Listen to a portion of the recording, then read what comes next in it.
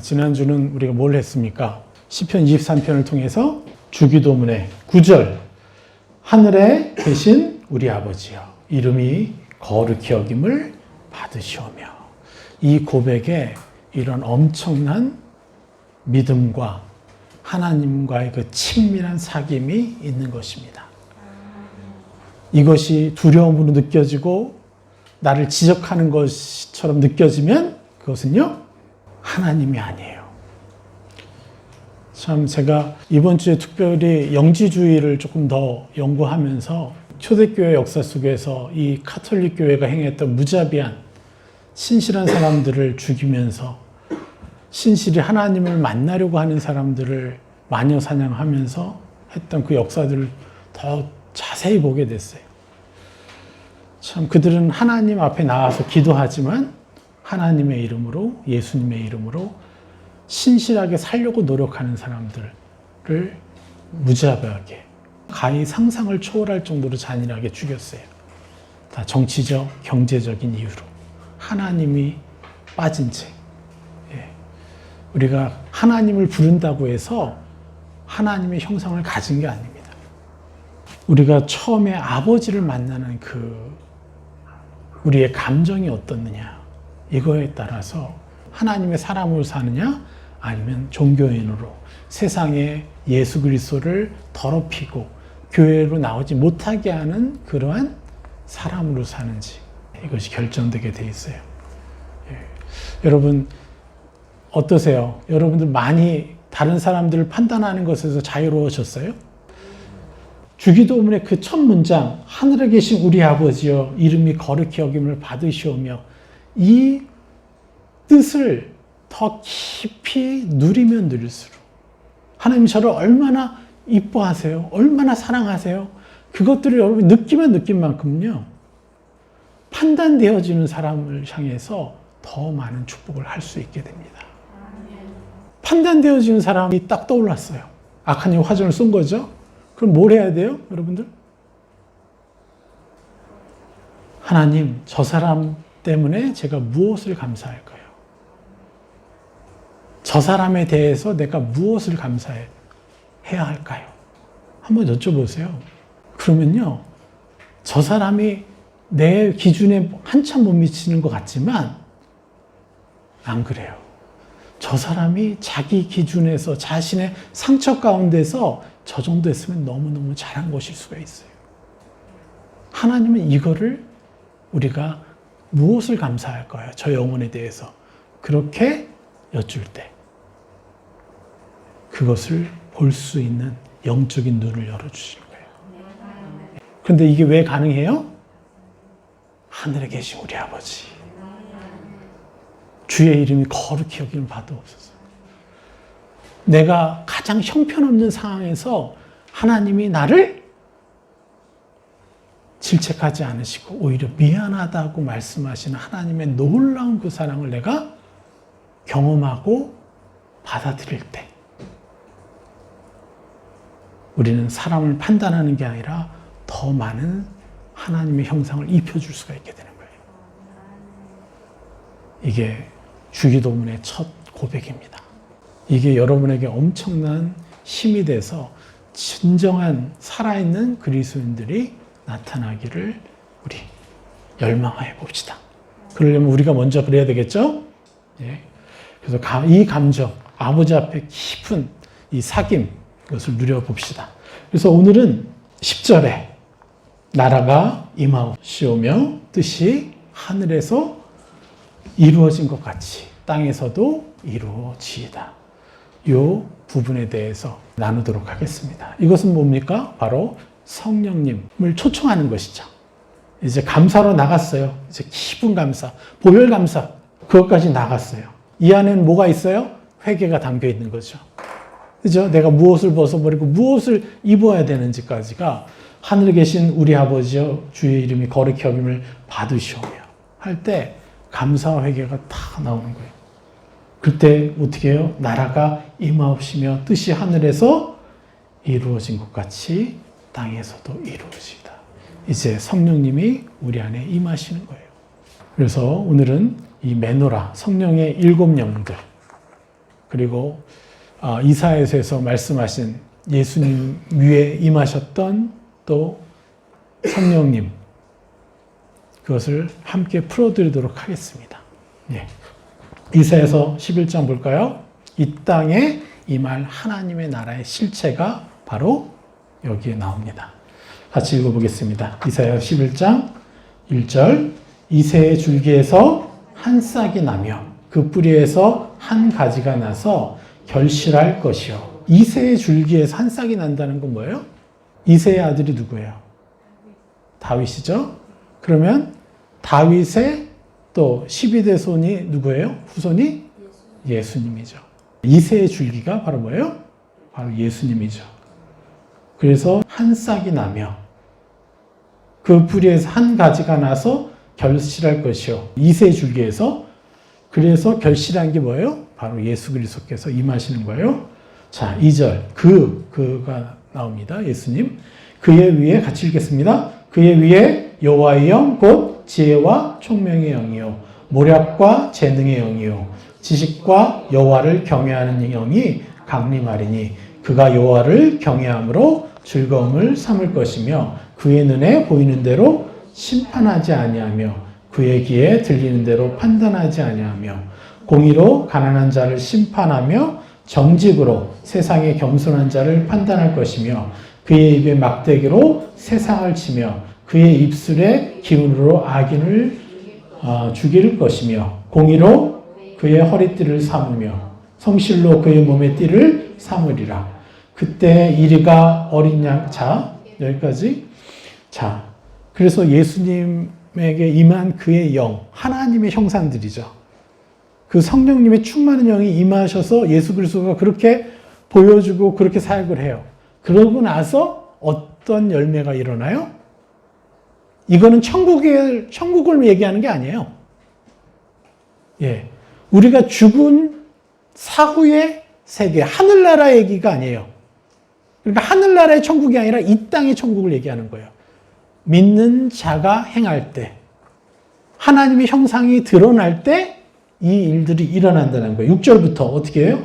그때 이리가 어린 양과 함께 살며 포범의 어린 염소와 함께 누우며 송아지와 어린 사자와 살찐 짐승이 함께 있어 어린아이에게 끌리며 중략하고 9절 내 거룩한 산 모든 것에서 해됨도 없고 상함도 없을 것이니 이는 물이 바다를 덮음같이 여호와를 아는 지식이 세상에 충만할 것입니다. 아멘.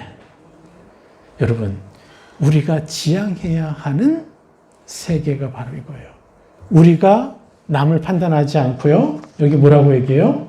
3절에 여호와를 경외함으로 즐거움을 삼을 것이며 우리가 어떤 즐거움보다 여호와를 경외하는 것을 가장 즐거워하는 삶을 살게 되고 그리고 눈에 보이는 대로 심판하지 않고 판단하지 않는 거죠.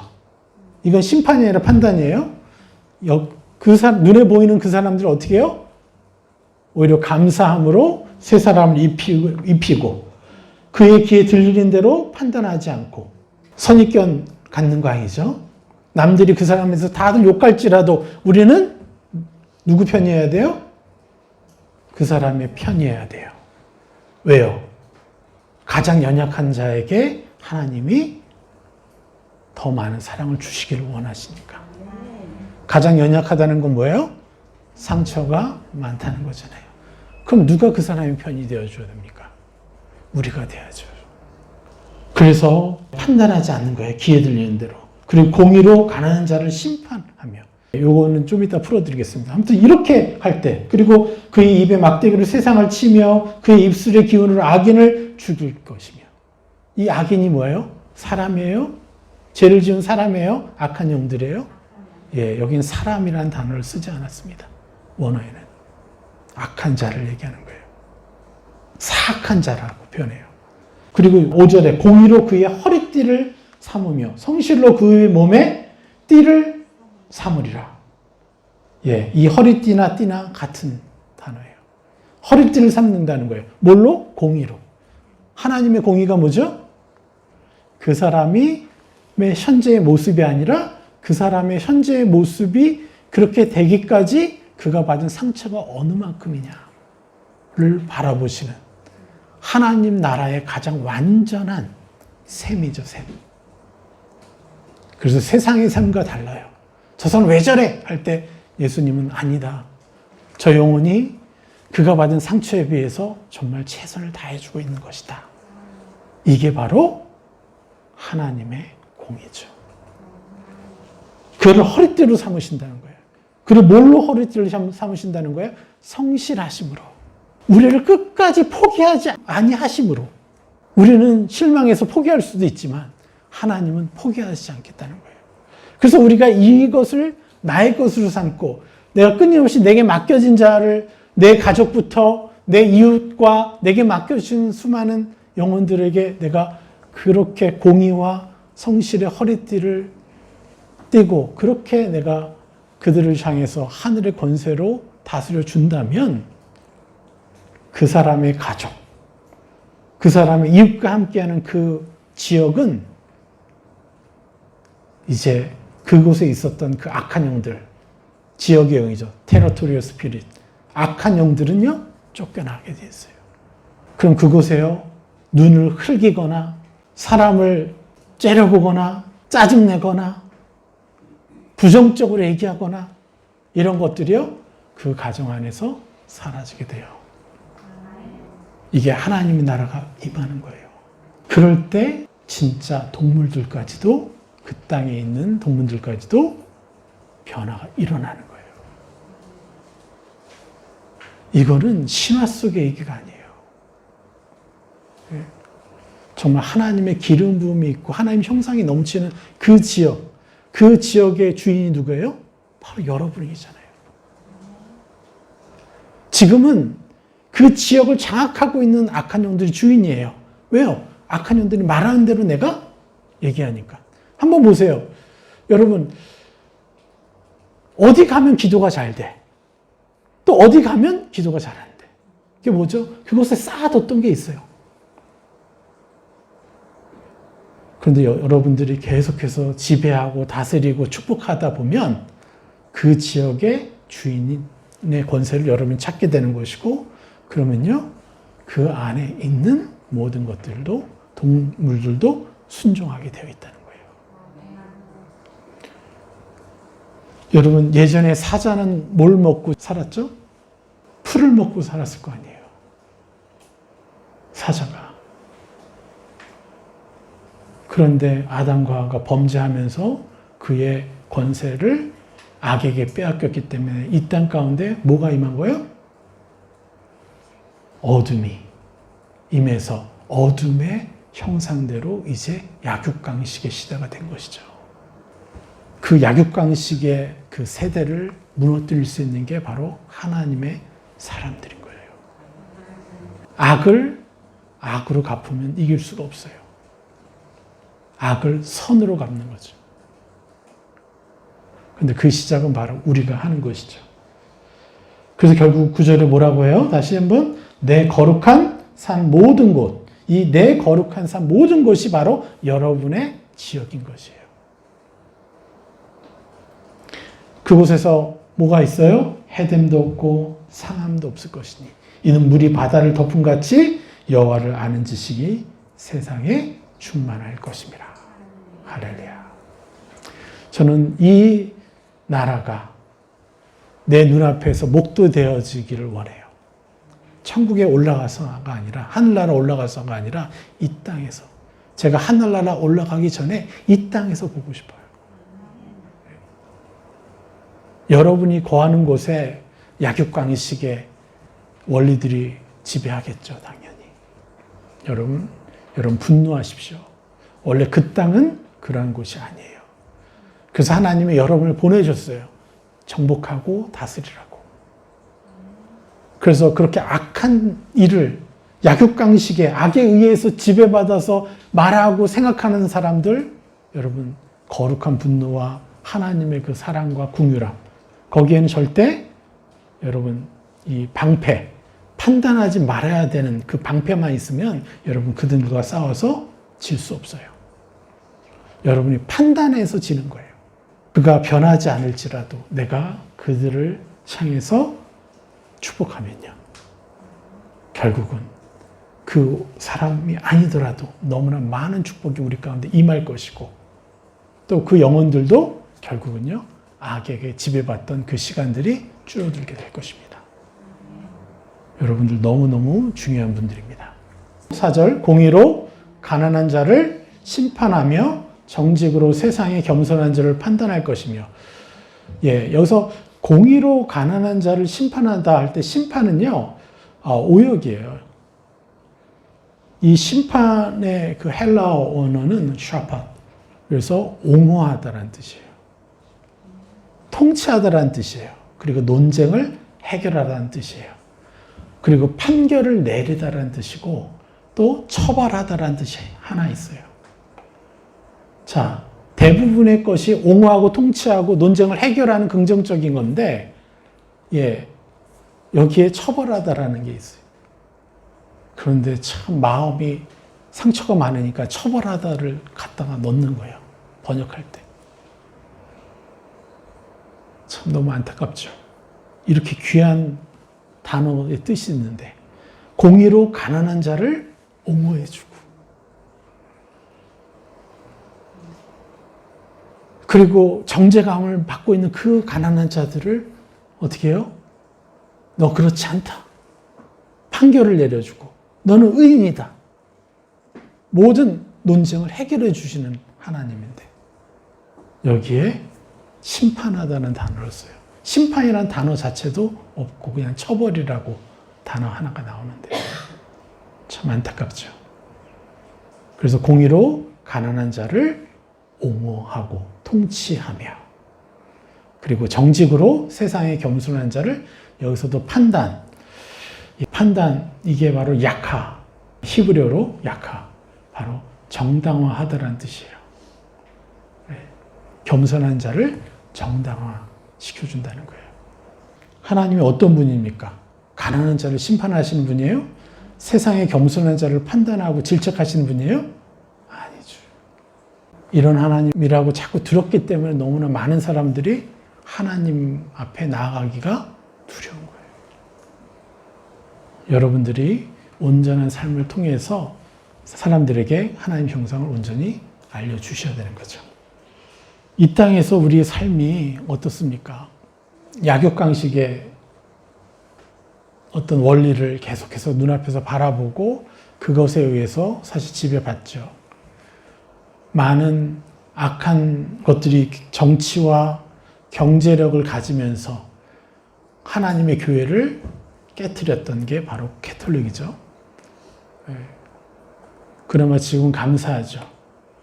사람의 이성이 발전하면서부터 어떻게 돼요? 마녀 사냥이 줄어들었잖아요. 여러분 그거 아십니까? 우리가 종교개혁을 16세기에 했어요. 근데 14세기부터 17세기 사이에 15세기부터 17세기 사이가 가장 마녀 사냥이 심했던 시기예요. 1년에 거의 한 2,000명씩을요 화형시켰어요. 200만 명을 죽였어요. 전쟁이 일어나도 200만 명 죽이기가 쉬운 게 아닌데 캐톨릭이 그 짓을 했어요. 그런데 더 안타까운 건 뭔지 아세요? 종교 개혁을 한 루터나 켈빙이나 이런 사람들도 똑같이 했다는 거예요.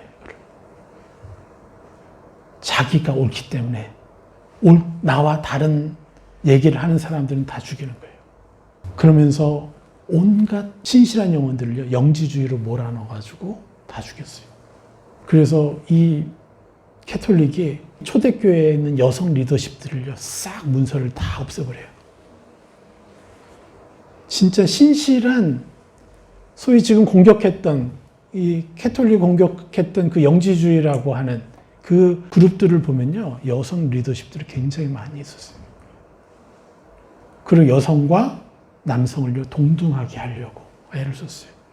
그런데 로마 그리스의 그 문화가 여성을 낮추기 때문에 그 문화로 인해서 이제 합법적으로 하나님의 진리를 향해서 달려가는 그 갈망하는 사람들을 방언한다, 불태워 죽이고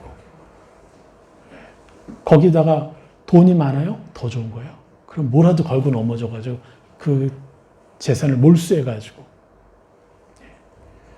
이게 교회 안에서 자행됐던 거예요. 이거를 아셔야 돼요. 그냥 교회 다닌다, 예수님의 이름을 기도한다? 아니에요. 감사한 것은 뭔지 아십니까? 그런 와중에도 하나님의 그 신실한 사람들을 계속해서 보호하셨고 하나님의 일대일로 만나셨어요. 우리 9절에서 한 번 더 얘기하고 싶은 게 바로 거룩한 산에 대한 것입니다. 이 거룩한이라는 것은 바로 히브리어로 코데시, 바로 거룩한 성도를 얘기해요. 그리고 분리된 자, 그리고 신성함, 이게 바로 거룩한 산이에요. 그러니까 하나님은요, 우리 한 사람 한 사람을요, 교회로 부르셨고 거룩한 산이라고 칭하시는 거예요. 그래서 여러분의 가정 안에서, 여러분이 만나는 곳에서 바로 거룩한 산을 만들어 가야 되죠.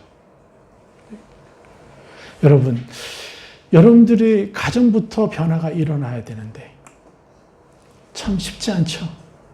밖에 있는 사람들과 관계는 쉬워요. 그런데 내 식구, 내 가정에 있는 사람들과의 관계는 참 어려워요. 그래서 교회가, 초대교회가 원했던 교회의 중직자들을 어떤 사람을 세운 거예요? 가정이 건강한 그 사람들을 뽑은 거예요. 그거는요, 확실하게 이 어둠을 이겨냈다라는 증거이기 때문에. 그런데 여러분, 우리는 악의 속임에 당해서는 안 돼요. 여러분들의 가정 안에서 해결되지 못하는 것 때문에 힘들어해서는 안 돼요. 내 가정이 왜 아직도 이렇지? 힘들어한다는 건 바로 정죄를 받고 있다는 거예요. 악이 정죄하는 것에 속고 있다는 거예요. 그럴 필요가 없어요. 오히려 그 어려움들을 내가 해결할 때 수많은 사람들을 내가 도울 수 있겠구나. 여러분이 가정에서 실수할 때마다 하나님께 저 답답해요. 나는 왜 이러죠? 하고 하나님께 말씀드려 보세요. 그러면요, 하나님은요, 여러분을 판단하지 않으시고 뭐라 그러세요? 이것을 너가 해결만 하면 너무나 많은 영혼들을 너가 회복시킬 수 있는 무기와 권세를 갖게 될 것이다. 실패 당연히 있는 것이다. 너도 알지 못하는 수많은 상처가 있는데 이걸 어떻게 짧은 시간 안에, 아니 몇 년이 지났어요? 상관없어요. 몇 년이 지났어도 안 바뀌었어요? 그거는 그만큼 그 가정 안에서의 어둠이 짙었다는 거잖아요. 상처가 많았다는 거잖아요. 하나님은 결코 여러분을 정죄하지 않으세요. 오히려 격려하시고 뭐라고 하세요? 아니다. 이게 상처가 깊을수록, 이게 해결이 정말 더 느린 것 같아도 그만큼 상처가 깊기 때문에 너희가 이것을 해결하면 그만큼 엄청난 거룩한 산들을 너가 만들어낼 것이다. 이렇게 말씀하시는 거예요. 그래서 여러분 속지 마셔야 돼요. 여러분 왜 우리가 삶의 변화되는 것이 더뎠어요? 가정의 변화가 더뎠어요? 그거 딱 하나 아니에요? 여러분 스스로가 정지하는 시간을 많이 허용했기 때문이잖아요.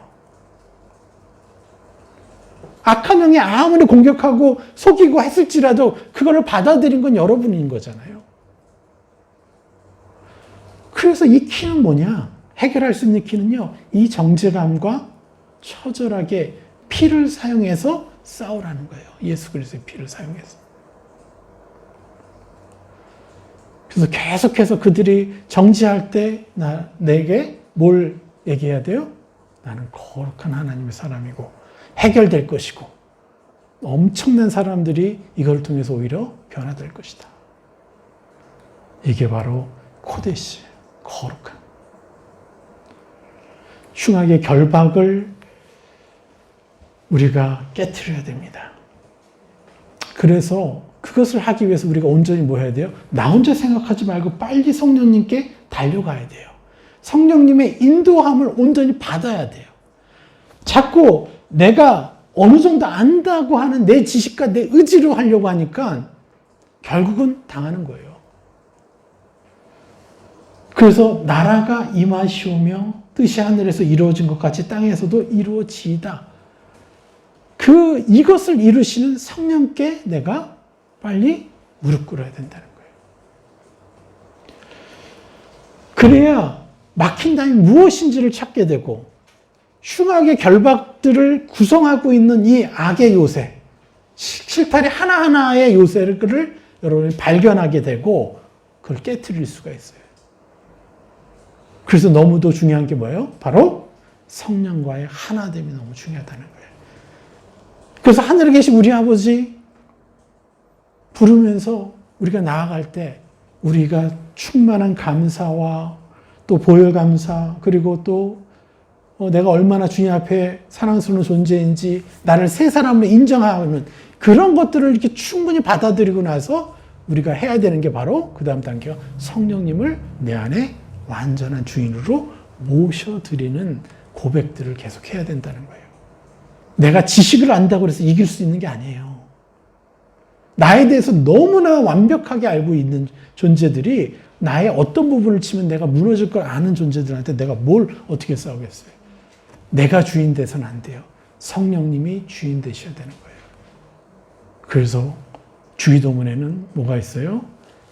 나라가 임하시오며. 그래서 바로 이 성령님이 얼마나 중요한가, 내가 성령님과 동행하는 것이 얼마나 중요한가, 이 말씀을 하고 계시는 겁니다. 예수님은 성령님의 중요성을 두 가지로 이렇게 언급하고 계세요. 첫 번째는 바로 보혜사 성령님이 내 안에 오시는 것이 자기가 이 땅에 내 옆에 계시는 것보다 더 유익하다라고 말씀하세요. 여러분 어때요? 예수님이 여러분 손 붙잡고 다니면은 어떨 것 같아요? 너무 놀라울 것 같죠? 그런데 그거보다도 더 강력하고 더 유익한 게 뭐라고 하는 거예요, 지금? 성령님이 내 안에 오시는 거예요. 그런데 우리는 예수님의 손을 붙잡는 게 더 강력하게 느껴지고 더 큰 은혜처럼 느낄 수 있어요. 그렇지 않습니다. 성령님은 이미 오셨고 내가 그분을 예수님보다도 더 존귀히 대우해 드려야 돼요. 이 땅에 사는 동안 이것을 하지 못했기 때문에 우리가 계속 당한 거예요. 그리고 두 번째로 언급하신 게 뭐냐? 성령을 모독하거나 거역하는 것의 대가가 너무나 큰 저주다, 이렇게 말씀하세요. 그래서 이 성령 모독에 대해서는요, 다음 주에 해야 될 것 같고, 오늘은 보혜사 성령님이 왜 예수 그리스도가 내 옆에 계시는 것보다 더 유익한지에 대해서 설명해 드리도록 하겠습니다. 요한복음 16장 7절 말씀 보겠습니다. 그러나 내가 너희에게 실상을 말하노니, 같이 읽을게요. 요한복음 16장 7절 그러나 내가 너희에게 실상을 말하노니 내가 떠나가는 것이 너에게 유익이라. 내가 떠나가지 아니하면 보혜사가 너에게로 오시지 아니할 것이요 가면 내가 그를 너에게로 보내리니. 이렇게 말씀하십니다. 네. 여기서 보혜사는 헬라어로 파라클레토스, 어떤 뜻이냐면 중보자라는 뜻이고, 그리고 위로자라는 뜻이고, 변호자라는 뜻이에요. 여러분 이게 무엇하고 비슷해요? 위로자, 변호자. 우리 지난주 나함의 하나님에 대해서 말씀드렸죠. 네. 이제 한 주가 지났는데 여러분 나함의 하나님에 대해서 좀 많이 와 닿습니까? 나함의 하나님이 뭐예요? 미안하다고 하시는 분. 죄 지은 나에게 미안하다고 하시는 하나님. 그리고 위로하시는 하나님. 바로 나함이 미안하다, 위로하다는 뜻이잖아요. 근데 파라클레토스, 이 뜻도 뭐예요? 위로자고, 그리고 변호자라는 거예요. 우리를 변호하시는 분이라는 거예요. 악이 끊임없이 나에 대해서 정죄하게끔 할 때 내가 그분을 보혜사 성령님께 나아가면 뭘 하신다는 거예요? 나를 악한 영들 앞에서 옛사람인 내게 화전을 쏴서 내가 내 자신 정죄할 때 그 파라클레토스 보혜사가 나를 변호하시는 거예요. 그렇지 않다. 내가 이렇게 심한 죄를 졌어요. 그래서 나는 인간도 아니에요. 이럴 때 파라클레토스는 뭘 하세요? 아니다. 너의 상처가 너무나 컸기 때문에 그렇다. 오히려 그런 상처가 있는 곳에 내가 너를 보내서 내가 너무 미안하다. 그래서 나는 너를 판단하지 않고 너를 존귀히 여긴단다. 변호해 주시는 게 바로 보혜사 성령님이라는 거죠. 여러분, 단 1초라도 여러분을 정죄하고 여러분을 낭망하게 하고 여러분에게 소망 없게 하는 모든 여러분 내면의 모든 음성들과 생각과 감정들 이거를요 여러분 안에 허용하는 시간을 단 1초라도 허락하지 마십시오. 그 방법은 우리가 파라클레토스 그 보혜사에게 나아가는 길밖에 없어요. 여러분이 뭘 하려고 하지 마세요. 나 화납니다 지금. 그러면요 하나님께 화난다고 성령님께 가져가는 거예요 그냥. 그럼 그분이 알아서 도우시는 거예요. 알아서. 그런데 성령님께 얘기를 안 하고 자꾸 내가 그 분을 가지고 화남과 정죄감과 이런 걸 가지고 나 혼자 하려니까 계속해서 당하는 거죠. 근데 그냥 보혜사 성령님 제가 이렇게 화나는데요. 제가 이것 때문에 섭섭한데요. 내가 저 영혼이 너무 괘씸한데요. 이런 것들을 그대로 보혜사 성령님께 가져가는 것. 이게 뭐예요?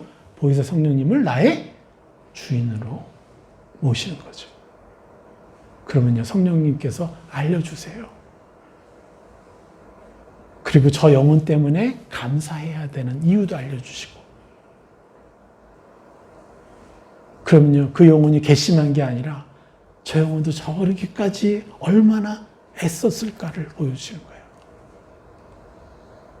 그러면요 여러분은요 살려요 그 사람을. 계속해서 살리는 거예요. 새 사람 입혀주니까. 입혀줄 수 있게 되니까. 그렇지 않아요? 이 나음의 하나님, 내가 그 나음의 하나님, 나를 위로하시고 내게 미안하다고 하시는 그 아버지의 감정을 느끼면 느낄수록 이 보혜사 성령님은요 내게 더 주인이 되어 가시는 거예요. 이 단어를 잊지 마십시오. 나음이란 히브리어. 그래서 고민해 봤어요. 하나님, 나함을 어떻게 하면 잊지 않게 할까요? 그랬더니 성령님께서 지혜를 주셨어요. 나는 결코 내 자신을 함부로 대우해서는 안 된다. 어떻게 해요? 나는 결코 내 자신을 함부로 대우해서는 안 된다. 나함. 예? 나는 결코. 여러분에게 그런 자격이 있어요, 없어요? 아니, 함부로 대하는 거. 왜 그래요? 여러분 누구예요? 맨 밑에 마태복음 26장 28절 파란 거요. 이것은 제 사함을 얻게 하려고 많은 사람을 위하여 흘리는 바 나의 피 곧 언약의 피니라. 뭘 했어요? 제 사함을 얻게 하려고 예수님이 우리를 위해서 피를 흘리셨어요. 그리고 밑에 고린도전서 6장 19절 너희 몸은 너희가 하나님께로부터 받은 바 너희 가운데 계신 성령의 전인 줄을 알지 못하느냐. 너희는 너희 자신의 것이 아니라. 예. 정확히 얘기하면 우리 안에 누가 계세요? 성령님, 보혜사 성령님이 계셔서 보혜사 성령님이 나의 주인이세요. 나를 보혜사 성령님으로 인정해 드려야 돼요. 보혜사 성령님이 말씀하시면 그게 나라고 얘기해야 되고, 보혜사 성령님이 느끼게 하시면 그게 나라고 인정해 드려야 돼요. 근데 악한 영들이 끊임없이 내 생각으로, 내 감정으로, 내 의지로 악의 것을 자꾸 나라고 속이고 있는 거잖아요.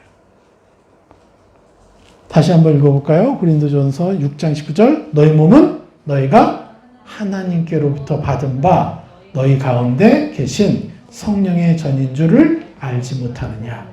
너희는 너희 자신의 것이 아니라. 여기서 뭐라고 합니까? 너희 몸은 너희가 하나님께로부터 어떻게 됐다고요? 받았다고 했어요. 하나님이 창조하셨고 죄 지었기 때문에 우리를 위해서 핏값으로 새로운 신분으로 만드셨고 태어나게 하셨고 성령이 들어오셔서 내가 성령의 전이 되어버렸어요. 참 교회가 됐어요. 여러분 한 분 한 분이. 그런데 여러분이 과거의 경험이 너무 다양하고 너무 깊어요. 그래서 그것을 허용하는 게 쉬워요.